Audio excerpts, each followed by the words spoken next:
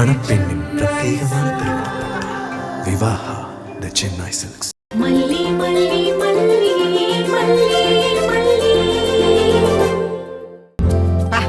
இந்த பிள்ளைங்களோட கலகலான்னு இருந்துட்டு இப்ப தனியா சுத்துறது ஒரு மாதிரியா தான் இருக்குது. ரொம்ப காலமா வேலை பிசினஸ் இப்படிதான் ஓடிட்டு இருந்தோம். வீடே நம்ம தேடவே இல்ல. அது சரி, வீட்டுல யார் இருந்தா நமக்கு என்ன? இப்ப பிள்ளைங்க இருக்கிறாங்கன்னு மனசு அப்படியே வீட தேடிக்கிட்டே இருக்குது. நானும் இந்த போனை எடுத்து எடுத்து எடுத்து பாத்துக்கிட்டு இருக்கிறேன். அவளா ஒரு போனை போட்டுட்டு இந்த மாதிரி பெரியமா இப்படி இப்படி கதைன்னு என்கிட்ட சொல்றாளா? ஐயோ, என் மனசு அப்படியே சந்தோஷமா குளு குளு குளுன்னு இருக்குமா இல்லையா? வந்து சேர்ந்துட்டோம் பெரியமான்னு ஒரு போன் பண்ணதோட சரி. அட, போன் தான்ப்பா வேணாம்ப்பா, ஒரு மெசேஜ் பண்ணலாம்ல. இரு இரு இரு இரு போனை போட்டு உன்னை வாட்டு வாட்டுன்னு வாட்டனா இல்லையா பாரு.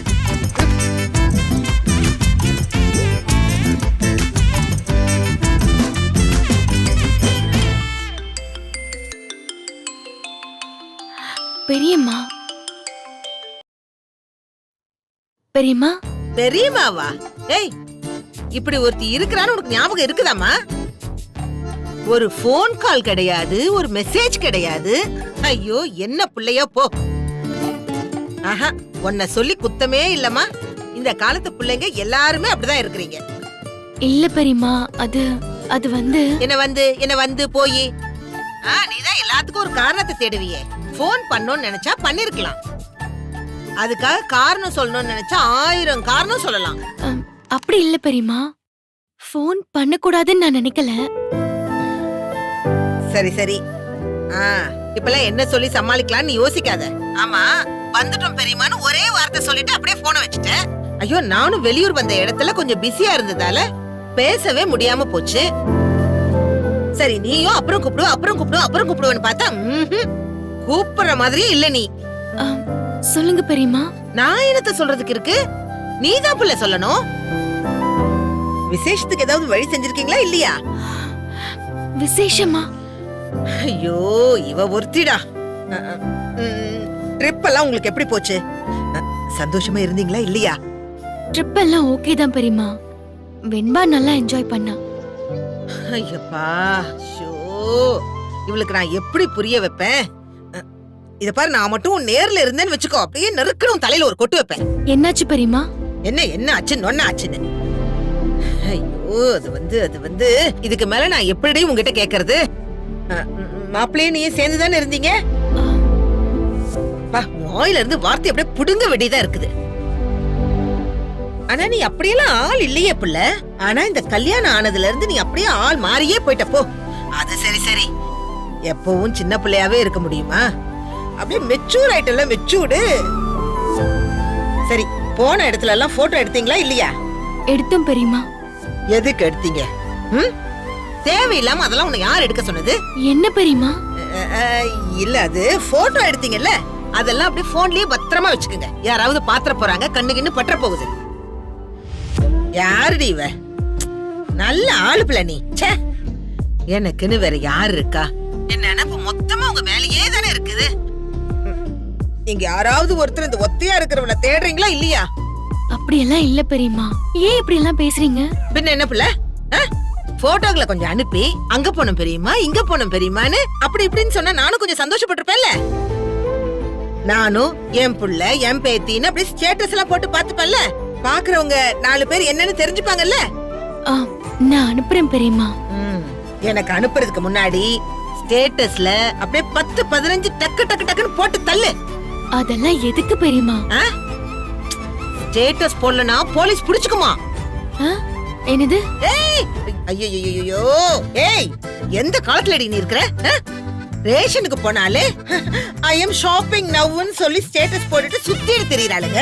இந்த காலத்துக்குள்ள நீ என்னடானா சந்தோஷமா முதல்ல அப்படியே குடும்பமா ஃபேமிலி ட்ரிப் போயிருக்க. சோஷியல் மீடியால போட்டோஸ போடணுமா வேணாமா? ஏய், சும்மா ஸ்டேட்டஸ்ல அப்படியே ட்ரெயின் விட்டுக்கிட்டே இருக்க வேண்டாமா? என்ன பிள்ளையோ போ. உன்ன சொல்லலாம் குத்தமே இல்ல புள்ள. இந்த மாப்பிள்ளை தம்பி இருக்காருல்ல, அவர் நம்பர்லயும் ஒரு ஸ்டேட்டஸ் அப்டேட் பண்ண காணுமே. நல்லா 2 பேரும் ஜோடி சேர்ந்திருக்கீங்க பாருங்க. விடுங்க பெரியமா, அதுல போட்டு என்ன ஆக போகுது? எது? மெமரிஸ்க்கு போட்டோ எடுத்து வச்சிருக்கோம், அது போதும். ஐயோ ஐயோ, இதெல்லாம் போதுமா? ஏய், சோஷியல் மீடியால போட்டோஸ எதுக்கு போடுறோம்? நம்ம சந்தோஷத்துக்கு மட்டுமா? அத ஒருவேளை கண்டுபிடிச்சவன் அப்படி சொல்லுவான். ஆனா அதுக்கு முக்கியமான ஒரு பர்பஸ் இருக்குதுன்னு கண்டுபிடிச்சதே நம்ம ஆளுங்கதான். அட ஆமா பிள்ள, நம்ம மேல வன்மத்தோட இருக்கிறவங்கள சும்மா காண்டேத்தி பாக்குறதுக்காக தான் நாட்டுல முக்காவாசி பேர் இப்படி ஸ்டேட்டஸே வைக்கிறாங்க. நீ என்ன இதை சும்மானு நினைச்சியா?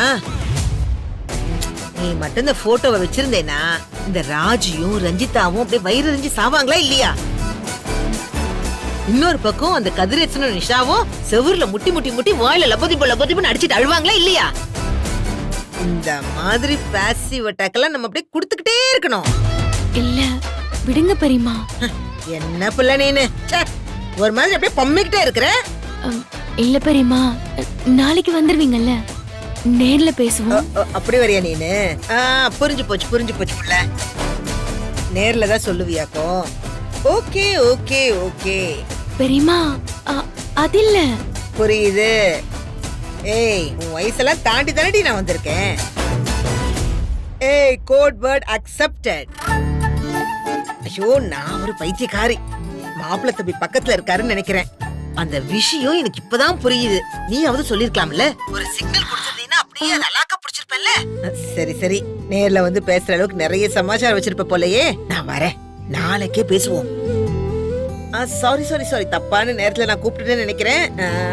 அது சரி, அதுக்குதான் நீ ஃப்ரீயா இருக்கிற நேரத்துல என்ன கூப்பிடணும்னு சொல்றது. புதுசா கல்யாணம் ஆனவங்க ஃப்ரீயா எப்படி இருப்பீங்க? சரி, ஓகே ஓகே. வெண்பா குடி, ஜாக்கிரதை, பத்திரமா பாத்துக்கோ. நான் கேட்டேன்னு சொல்லு, உம்மா கொடுத்தேன்னு சொல்லு. சரி சரி, பாய். அப்பா,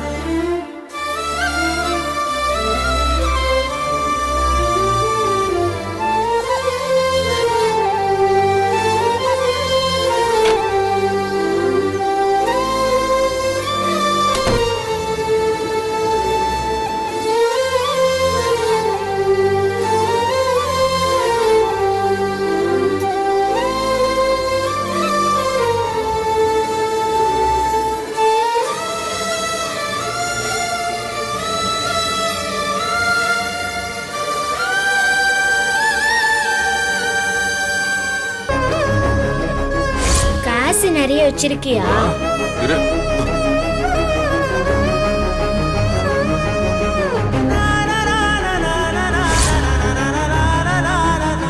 எங்க உங்களுக்கு தெரியாதா? வெண்பா இந்த போட்டோவை எவ்வளவு ஆசையா கொண்டு வந்து மாட்டி வச்சான். அப்படி பேசாத இப்படி பேசாதன்னு சொல்லி திட்டிக்கிட்டே இருக்கா.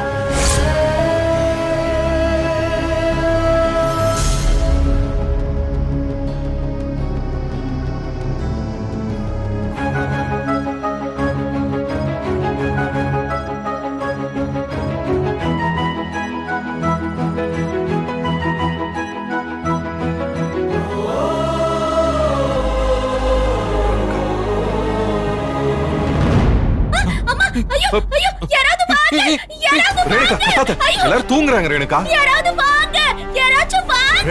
சொன்னா கேளு, முடிச்சுப்பாங்க. ரேணுகா, சொன்னா கேளு, கொஞ்சம் அமைதியா இரு. சத்தம் போடாத ரேணுகா, சொன்னா கேளு. ரேணுகா, மலே, அது வந்து காப்பாத்து மல்லி, எனக்கு ரொம்ப பயமா இருக்கு. மலே, நான் ஒண்ணும் பண்ணல, நான் சும்மா அவளை பாக்க. என்ன மாப்பிள்ள, என்னாச்சு? ரேணுகா ஏன் இப்படி அலறா?